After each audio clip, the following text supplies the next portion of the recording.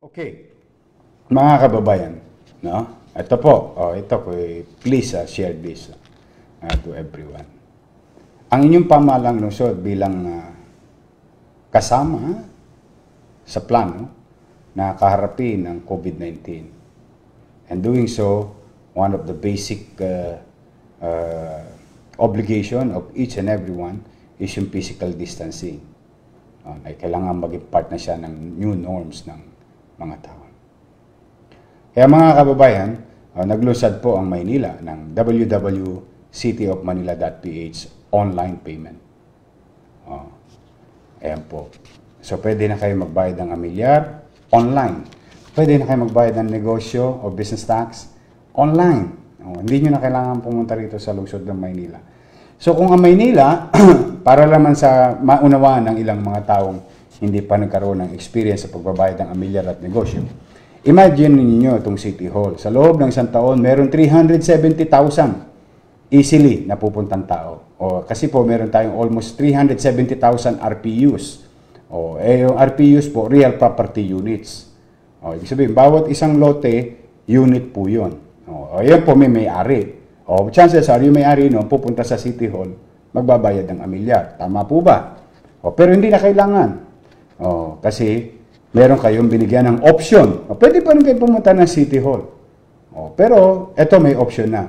www.cityofmanila.ph. Ayan po yung online payment natin. Maraming salamat sa mga nag-avail. Ang dami kagad nag-avail. At natutuwa ako, na-appreciate ninyo. Natutuwa ako sa mga commentaries noong mga nagbayad ng online payment ng real property tax at business tax sa city. Ang businesses natin, almost 50,000. Humigit kumulang 50,000. Imagine mo, 50,000 na tao rin pupunta sa city. Hindi na rin kailangan. Ito, convenience. Sa inyo, sa bahay nyo, pwede na kayo magbayad. Minsan, di ba, naghahabol kayo ng deadline. Hanggang 12 o'clock.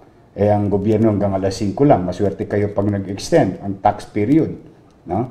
But kung hindi, yari ka na. Penalty ka na. At pag nagsara na yung gobyerno sa isang araw. Ito hindi. Hanggang 12 o'clock. Kasi ang computation yan is yung araw pa rin na yun. So, hindi na kayo mape-penalize. Plus, hindi nyo na kailangan pumunta rito. Ease of doing business. Ngayon, may mga nagtanong sa akin na mga mayor. No? Pinatatanong sa akin, paano daw ginawa yung online payment ng City of Manila? Kasi po, siguro may nababalitaan nila. Ngayon, sa may mga kilalang mayor, o kung meron ng mayor na nakikinig sa buong Pilipinas, no? Kung kayo ay interesado na magkaroon din ng online payment para sa inyong kanya-kanyang localities, kasi po mahal na sistema ho ito. Minsan maabot ito ng daang-daang milyon. Daang-daang milyon po.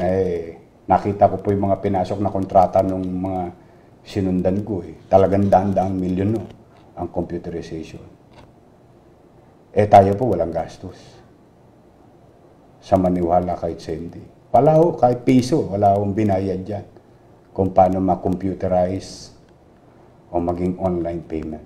Pinagpapasalamat ko sa Diyos at pinagpapasalamat ko yan kay Mr. Pangilinan, no? Na natulungan. Naalala niyo nung mga nakaraang buwan, maraming dumarating dito, malalaking negosyante. Lahat po ng who's who. Tumulong po sila. Nung tumulong sila, sabi ko, ito yung mga pangarap ko sa Maynila. Kung po pwede, dito nyo kami tulungan. Awa naman ng Diyos. Nagkatawan tao naman sila.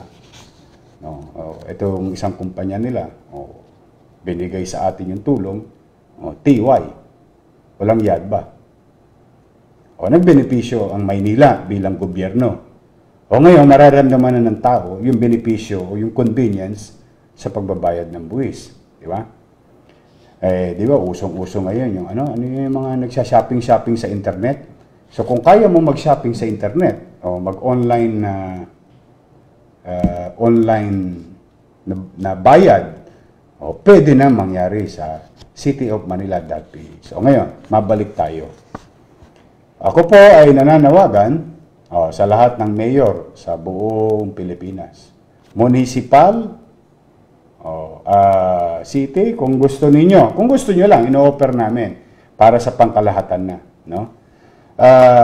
Kung gusto niyo magkaroon din ng online payment, ibibigay namin sa inyo ng libre. Yung buong program, yung buong source code, kayo po may-ari. TY, walang TOSGAS. Nakuha ko ng libre, kagabi, yung may-ari ng kumpanya, kinausap ko. Sabi ko, may mga nag-i-inquire sa akin mga mayor, paano daw magagawa nila sa kanilang localities. Kasi nga gusto na rin i-practice ng iba't LGU yung physical distancing at saka efficiency and ease of doing business or what we call the smart city approach. Napapayag ko po kagabi. Sabi niya, sige po, kung ano po yung binigay namin sa inyo libre, bibigay din namin sa kanilang libre with your authority. Kasi kami po may-ari ng source code ngayon eh. Kami po yung may tangan ng buong system. No? Ngayon, naging mabuti sa amin ng Diyos, naging mabuti sa amin ng ibang tao. Yung kabutihan na yun, i-share namin sa inyo. Sa 1,600 plus local government units sa buong Pilipinas, if you want online payment sa tax, sa real property tax, sa business tax, and other services, kasi ito po sa amin, pati po yung healthcare, occupational health clearance, ma-online yan. Yung aming birth certificate, ma-online yan. Job opportunity, ma-online yan. Lahat po ng pwedeng services na makamit ng isang tao sa City Hall, pwede yan i-online under our system. Pero inuna ko lang, makikita nyo, pati sedula. Alam nyo ba na pati sedula, pwede yung i-online. Huwag na kayong pupunta sa City Hall, pwede nyo na i-online yan. Ngayon, pwede nyo yung pick upin o pwede i-deliver sa bahay ninyo. We always buy the convenience and to give you the ease of doing business in the city government of Manila. Sa lahat ng local government unit na gusto. Kung gusto nyo lang, sa akin at least importanteng sa akin yun na marinig at huwag na kayo magkaroon ng agam-agam. Libre ko ring ibibigay sa inyo yung halos na save namin daang-daang milyon na gastos na pera ng taong bayan, na wala kaming ginastos kahit 5. Pwede namin extend sa inyo. Napapayag ko. Maraming salamat sa PLDT family at Multisys family. Wala kaming binayaran. For the first time in history, online payment. Kasi po, hindi naman po pwede ikubli yung dokumento ng city government. Walang TOSGAS. Pero, convenience para sa taong bayan. Tumatakbo, opo. Secured, opo. Pumapasok ba ang pera sa lokal na pamahalaan? Opo. Natatanggap po namin. So, yan po, mga kasama kong mayor, o municipal, o chartered city, o independent city, o if you want, you can have this for free also. We will not ask for any single cent. While we own the source code, importante ko kasi yung source code. Siguro familiar kayo dyan sa source code na yan. Tuwing eleksyon, yan ang issue lagi, source code. Kami naman, yung source code, sa inyo na rin. Kayo na rin may-ari. So, kayo may-ari ng buong system. Walang pakialam yung kumpanya nagbigay sa amin. Kami humihingi ng tulong sa kala pag may ayusin. Pero yung source code, yung buong system, kami may-ari. Nandyan kay Mr. Fortun, ang aming chief ng EDP. You can have it. Yan naman, parang share na lang namin sa inyo, mga local government unit. If you want, kung gusto nyo rin lang naman. Okay?